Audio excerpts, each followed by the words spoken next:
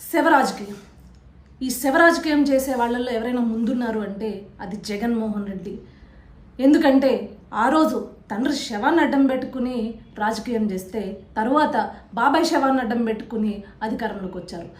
ఈరోజు ఆఖరికి ఏ స్థాయికి దిగజారిపోయాడంటే జగన్మోహన్ రెడ్డి తన అభిమానులు కార్యకర్తల శవాల్ని అడ్డం పెట్టుకుని ఆ శవాలపైన రాజకీయం చేద్దాము అని చెప్పేసి ఏ స్థాయికి దిగజారిపోతాడో రాజకీయం కోసము అధికారం కోసం అనేది మరొక్కసారి నిరూపించుకున్నాడు. గీతాంజలి ఈ అమ్మాయి ఒక 4 రోజుల క్రితం ఆమెకేదో ఇళ్ల పట్టా వచ్చింది అని చెప్పేసి అత్యుత్సాహంలో అమ్మఒడి గురించి లేనిపోని అబద్ధాలు మీడియా ముందు చెప్పడం జరిగింది. అప్పుడు తెలుగుదేశం పార్టీ వాళ్ళు కావచ్చు, లేకపోతే జనసేన వాళ్ళు కావచ్చు, కేవలం ప్రశ్నించింది నువ్వు 5 సార్లు అమ్మఒడి వచ్చిందని చెప్తున్నావు, ఒకటి ఫిక్స్డ్ డిపాజిట్ చేశానంటున్నావు, కానీ అమ్మఒడి వచ్చింది 4 సార్లు మాత్రమే కదా అని చెప్పేసి ప్రశ్నించడం జరిగింది.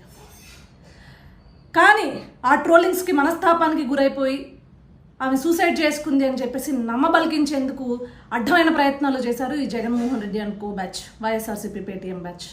ఆమెకి 2 రోజుల క్రితం యాక్సిడెంట్ జరిగితే, అంటే 7వ తారీఖు ఆమెకి యాక్సిడెంట్ జరిగినట్లుంది.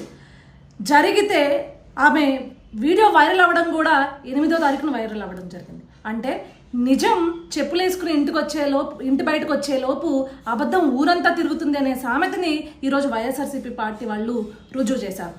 ఆమెకి ఏదైతే యాక్సిడెంట్ జరిగిందో ఆ యాక్సిడెంట్ తరువాత ఈ వీడియోని వైరల్ చేయడం జరిగింది. అసలు ఈ వీడియోని వైఎస్ఆర్సీపీ వాళ్ళు ఎందుకు వైరల్ చేశారు? గత 3 రోజుల నుంచి వీళ్ళు చెప్తున్న కారణం ద్వారానే కనుక అయితే ఎందుకు వీళ్ళు ప్రశ్నించలేదు వైఎస్ఆర్సీపీ పార్టీ వాళ్ళు? ఈరోజు ఆ శవాన్ని తీసుకొచ్చి రాజకీయం చేస్తున్నారు. ఆ తల్లి చావుకి నిజంగా గౌరవం లేకుండా చేశారు.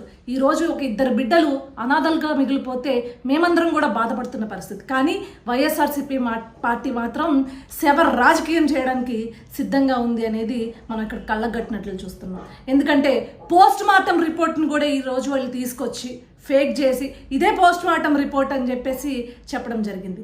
ఈరోజు తీరా చూస్తే అసలు ఆ పోస్ట్ మార్టం రిపోర్ట్ ఏంటి అని చూస్తే ఆమె బై యాక్సిడెంటల్గా అక్కడ ట్రైన్ హిట్ చేసింది, రైల్వే స్టేషన్లో ఆమె పట్టాలు దాటుతున్నప్పుడు హిట్ చేసింది అనేది ఇక్కడ మనకి రిపోర్ట్ రావడం జరిగింది. అంటే ఏ స్థాయికి వీళ్ళు దిగజారుతారు, ఏ స్థాయిలో వీళ్ళు దిగజారు రాజకీయాలు చేస్తారు అనేది మరొక్కసారి ఈ వైఎస్ఆర్సీపీ పార్టీ వాళ్ళు నిరూపణ చేసుకున్నారు.